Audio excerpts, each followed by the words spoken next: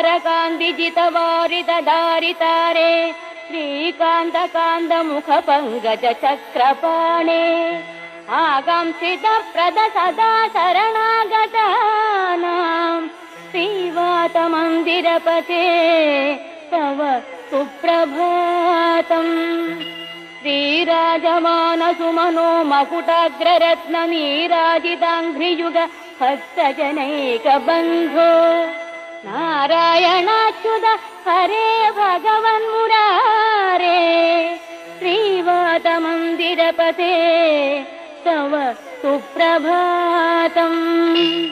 भूलोकवासि जनपुण्यफलेन नृणामालोकनाय गुरुवायुपुरेऽभिरामे त्रैलोक्यनायक विभो त्वमिहाविरासिः श्रीवातमन्दिरपते